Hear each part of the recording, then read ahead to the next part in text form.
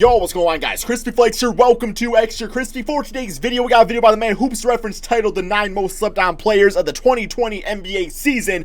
Now, when I mean slept on, that means like players that people just are not recognizing. I'm not talking about like actually slept on. Could be on Tristan Thompson or Kyle Kuzma would probably be the leader of that department, man. But yeah, straight up, I fully expect to see Luke Kennard on this list right here, man, because a lot of people hate on me whenever I, talk about Luke Kennard. I'm sorry I got faith in my players. I apologize, man. I said in another video, I think he could be a 25-5 guy. And let me keep in mind, guys, 25-5. People thought I meant 25 points. No, I mean 20 points, 5 rebounds, 5 assists, guys, okay? So I want to point that out there, man. Let's check this out. Wait, before we do, drop a like on the video. Let's get this video 1,000 likes. Let's do it, man. Okay, that was too much. But no, let me know in the comment section below. Sorry. I'm just an idiot. Let me know in the comment section below, guys, who your most slept on player is. All right, okay, here we go. Let's get it. Rumors have been swirling lately about a potential return to play in the NBA coming soon. You know what they say about rumors. Possibly resuming in the coming weeks. And I don't know what they say. You tell me. Returning next month. With that said, yes, sir. There are plenty of obvious choices when it comes to players we've missed watching the most. But the point of this video is not to talk about those choices. Instead, today we'll be talking about 9 of the most slept-on players of the season. And when play resumes, I definitely encourage you to watch them play yourselves and realize why they're on a list like this. These players are all having superb seasons in their own separate ways, yet aren't exactly the players that typically come to mind when you talk about good players in the NBA. Before we start, though, make sure to Marco Bellinelli. Subscribe to the channel. He just came to my mind. Very much appreciated. Nobody talks about Marco Bellinelli. Said, let's begin. The first player up on this list Rozier. of players this season is someone who actually grew fairly overrated over the last few years. The biggest issue with Terry Rozier is just that he got a lot of money. And I think it was actually King of the Fourth Quarter that said it best before he actually, because I said something about somebody being overrated. He actually mentioned, he's like, the player's not overrated, he's just overpaid. It's completely different. And that actually really stuck with me. I think he made a lot of sense with that statement. You can be overpaid but still be a good player. So now nobody pays him any mind, thus resulting in him becoming underrated, being Terry Rozier of the Charlotte Hornets.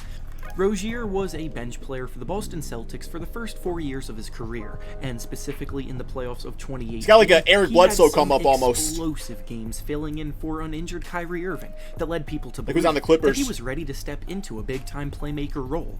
However, last year he wound up taking a step back as a player, and the fact that he was always one of the most inconsistent and inefficient scorers in the league got him labeled by most as overrated. So when he signed a pretty big contract with Charlotte this summer, most wrote it off as a mistake and then forgot about him.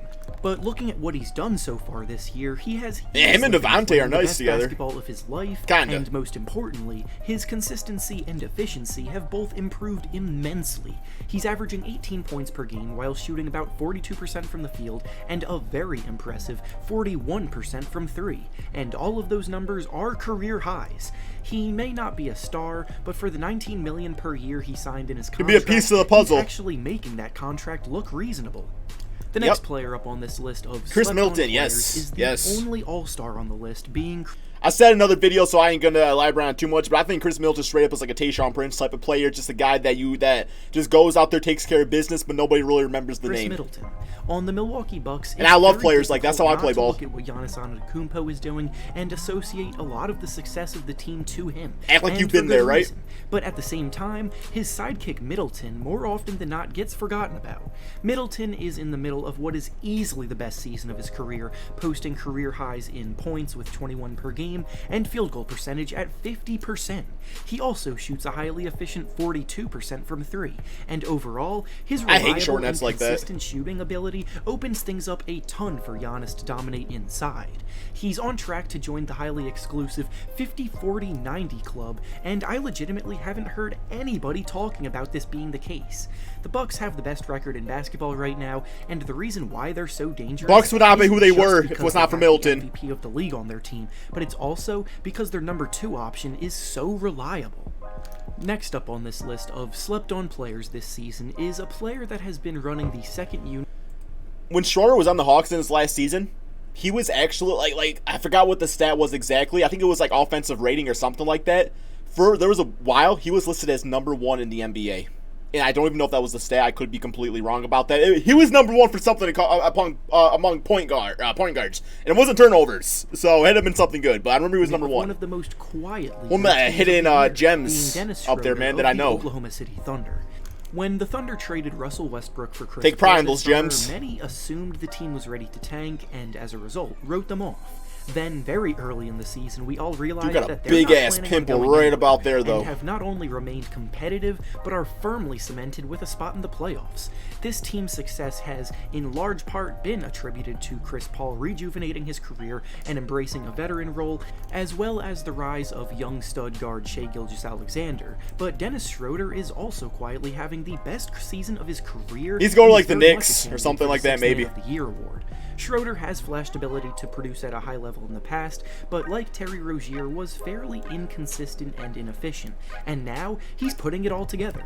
He's averaging 19 points per game while shooting 46% from the field, as a bench player, too. from 3, both of which are career Sorry, highs. it's my screwdriver. And the Dropped it. energy he brings off the bench, as well as his confidence to close games, have been My slinky. massive for the Thunder Hey, winning there it as is. many games as they have. The Yes, next sir. player up on this list of Yo, slept-on Gallo. players now I love is Gallo. actually a teammate of Schroeder's, being Get him on the heat. Gallinari. Gallinari, in all honesty, could probably find himself on a list like this almost every year of his career, but for many of the same reasons as I mentioned for Schroeder, his season is once again flying under the radar.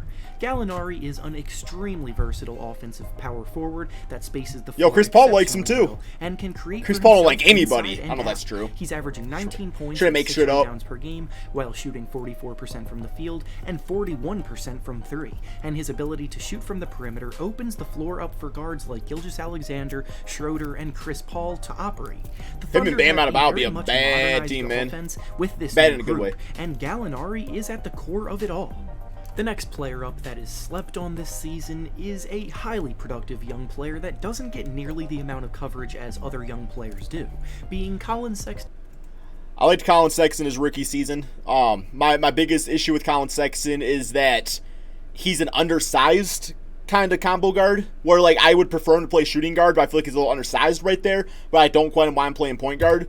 I've been saying this since this man was drafted. I said he needs to take on, I think he probably will someday in his career, probably not, anytime soon though. He needs to take on a Lou Williams role. I feel like if he was coming off the bench, busting up 20 points per game for a team out there, that will make you a contender. Of the Cleveland Cavaliers.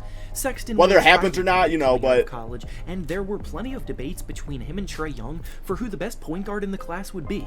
As Trae has risen faster than anyone anticipated, he basically put that debate to rest, but it doesn't mean by any stretch. I like the little hair thing he's got going. It's like he's like a Padawan. While the Cavaliers as a whole aren't exactly winning much, Sexton is becoming more and more comfortable by the day, and his production is already quite impressive.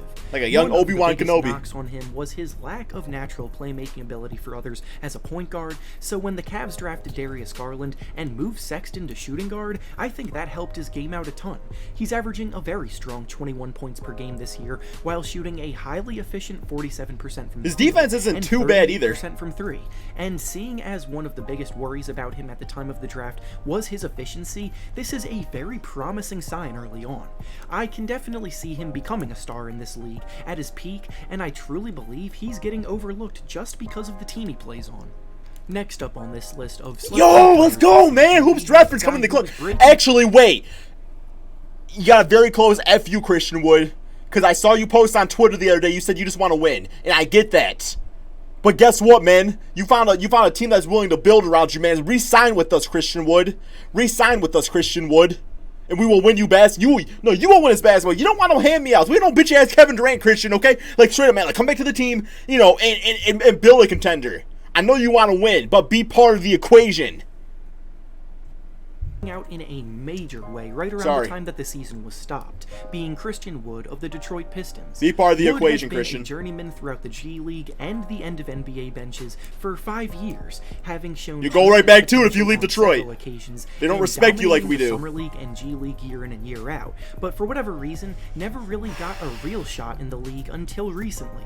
With the Pistons trading away Andre Drummond and Blake Griffin sitting out injured, there were a lot of minutes up for grabs in Detroit for big men, and Wood took that opportunity and ran with it. He's averaging 13 sir. points and 6 rebounds per game for the season as a whole, but ever since he was placed in the starting lineup, he's been averaging 23 points and 10 rebounds per game, while shooting 56% superstar. from the field Stay with and us. 40% from 3. He brings every bit of versatility NBA teams dream of having from their starting center in the modern NBA. Christian And Wood. his What would ability to Jesus both do? stretch the floor out on the Christian perimeter and provide Wood. a very strong inside presence make him someone that I think will be highly coveted when he hits free agency this summer. I think he's due for a big payday, so allow me to be the first to tell 15 you million. that when he signs a somewhat big contract, do not be surprised. 15 Up million a next on this season. list of slept-on players this year is a guy who has done an amazing job filling in as the #1 scoring option on the Pacers, while TJ Warren got traded for like $2.67. I don't know what the Phoenix Suns were Victor thinking. Oladipo recovered from his injury, being TJ Warren. Warren is yet another example of a player who has played his entire career on typically under-the-radar teams, so as a result, his steady improvement year to year also gets slept on. He established himself as a hybrid forward that dominated from the post and in the mid-range game, but over the last 2 years has begun to add a trustworthy three-point shot to his arsenal. Yeah, he's some that has injuries too opened that his kind game of up slowed him down even last more. year. He's the Pacers' leading scorer this year so far, putting up just under 19 points per game. He's And he shoots outscoring 53% Sabonis? from the field and 38% from 3. Damn. When Oladipo returns to full strength and he gets added to the mix with an in-form Warren and the rest of the crew, the Pacers might be a sleeper team to watch in the East. Next up on this list of slept-on players this season, we have the Raptors' best bench player, Norman Powell. Powell took a while, but Powell he has got been here. used as an Yeah, explosive Ryan, energy Powell guy took for a few while, years now, but now his he's minutes here. were never consistent. With both Danny Green and Coming to Clyde Spotify leaving this soon. summer, minutes on the wing opened up, and with the chance to prove he deserves bigger minutes, he's taken control and has basically played the same amount of minutes per game as the starters. He's putting up 16 points per game while shooting 50% from the field and 40% from 3, which are both benchmarks of a highly productive and reliable scoring guard. His jumper in particular has improved a ton since he came into the league, and that, combined with the shifty combination of explosive athleticism and craftiness, helped make up for some of the scoring they lost in the offseason.